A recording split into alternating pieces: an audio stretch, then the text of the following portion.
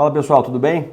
Meu nome é Dr. Matheus Ferreira Amaral, eu sou urologista, trabalho muito na área de uro-oncologia e andrologia. Mas hoje eu vim falar para você que pegou seu exame de ultrassom ou tomografia, algum exame de imagem que você fez, talvez por outro motivo, aliás, na maioria das vezes por outro motivo, você se deparou com cistos renais. Cisto no rim, tem um cisto no meu rim. Então vou marcar a consulta com o urologista, tá certo? Tem que marcar a consulta. Mas aqui eu quero mostrar para vocês o que são os cistos renais, quando que eles acometem a gente, em quem surge e o quando que a gente deve se preocupar também com os cistos renais. Não se esqueça, pessoal, de curtir o vídeo, se inscrever aqui no canal, ativar o sininho para que o YouTube saiba e você saiba também quando a gente vai produzir um novo vídeo. E não se esqueça de encaminhar esse vídeo para quem você sabe que já teve o diagnóstico de cisto renal. Vamos lá para o vídeo.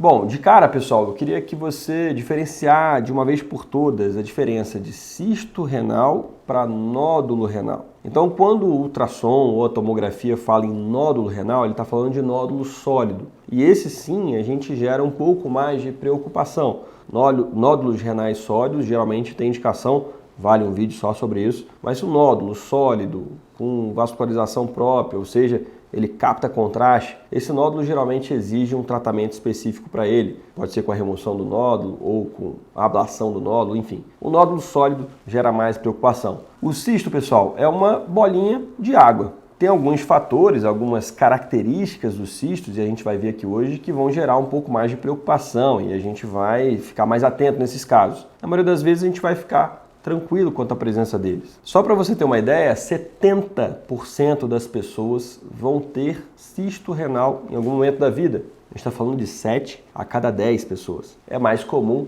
em idades mais avançadas. Mas é bom lembrar que 95% das vezes, 95% dos cistos são benignos. Perfeito? Bom, diante disso, geralmente qual que é a sequência? A sequência é que você fez um ultrassom e muitas das vezes é por outro motivo. Você fez um ultrassom de rotina, ou você fez um ultrassom para ver sua pedra na vesícula, você fez um ultrassom porque você estava com desconforto abdominal e aí viu a presença de cisto renal. O ultrassom, ele não vai ser muito específico, nem é o melhor exame para a gente avaliar se esse cisto merece uma investigação a mais ou uma preocupação a mais ou não. Ele vai falar da presença do cisto, ele vai falar que é um cisto de tamanho X ou Y, vai falar se o cisto ele tem contornos regulares ou irregulares, se tem septos ou não. São características importantes, a gente vai ver aqui ainda.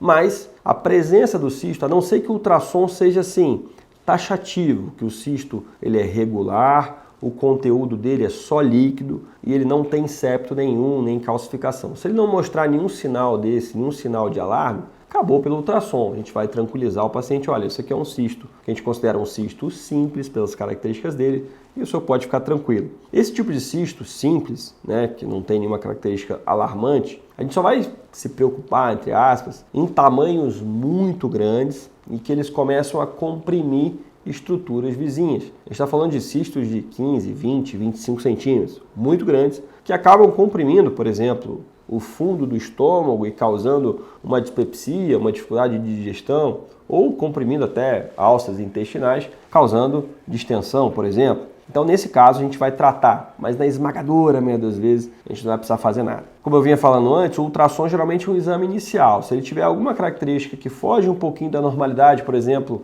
um septo no meio do cisto ou um conteúdo sólido, a gente vai precisar de um exame contrastado, ressonância magnética ou tomografia. E o que nós vamos avaliar? Quais são as características, idealmente por esses dois exames, ressonância e tomografia, que a gente vai prestar atenção? Contorno do cisto, conteúdo do cisto, fluxo sanguíneo e presença de septos. Essas 4 características vão mostrar para a gente se a gente precisa se preocupar ou não. Por exemplo, cistos de contornos regulares, isso é uma característica positiva. Já de contornos irregulares, heterogêneos, é uma característica que deixa a gente com a orelha mais em pé. O conteúdo do cisto, se o conteúdo do cisto é homogêneo, né, parece ser só líquido pela tomografia, é mais tranquilo. Se for um conteúdo heterogêneo, mais espesso, vamos ficar um pouco mais desconfiado. E se ele tiver um conteúdo sólido dentro dele, provavelmente a gente está falando de um tumor renal. Presença de septos. Tem cisto que ele é simples e não tem septo nenhum no interior dele. Tem cisto que ele é multiseptado, ele tem vários septos no interior, dividindo o cisto em várias partes. Isso é uma característica que mostra um pouco mais de complexidade do cisto. E por último, fluxo sanguíneo. Tem cisto que capta contraste. As bordas dos cistos brilham nos exames contrastados, ficam bem brilhosas, então é um cisto que capta contraste, ou seja, ele tem uma vascularização própria. Isso é característica de tumor maligno de rim. Então, é uma característica que deixa a gente também de orelha mais em pé. Então, essas 4 variáveis, pessoal, presença de septos, contornos irregulares, presença de conteúdo sólido ou heterogêneo e presença de fluxo sanguíneo são características alarmantes no cisto renal. E aí, diante dessas características nas imagens, a gente vai dividir o cisto numa classificação chamada de Bosniak, ou Bosniak, que vai de 1 até 4. Só para vocês terem uma ideia, o cisto Bosniak 1, ele tem menos de 1% de chance de malignizar, de causar um câncer, ou de se tornar um câncer. O cisto Bosniak 2, em torno de 5%. A gente tem uma classificação que chama de 2F, que é o F de follow, de acompanhamento em inglês. O cisto 2F, a gente tem uma chance de 5 a 25% desse cisto evoluir por câncer de rim. E, portanto, ele exige um acompanhamento com exames anuais. O cisto Bosniak 3, ele já é chamado de um cisto complexo. Ele tem 50% de chance de evoluir para um câncer no rim. Portanto, ele exige tratamento cirúrgico com remoção desse cisto, idealmente preservando o restante do rim. E o Bosniak 4, ele tem de 75% a 95% de chance de ter um câncer renal dentro dele, portanto também é chamado de um cisto complexo e também exige a remoção cirúrgica dele. Então, Bosniak 3, Bosniak 4, você tem que remover os dois cirurgicamente. Hoje em dia a gente tem técnicas muito evoluídas para isso e que ajudam a gente a preservar o rim nessas situações, que na verdade é a cirurgia robótica. Aqui no canal temos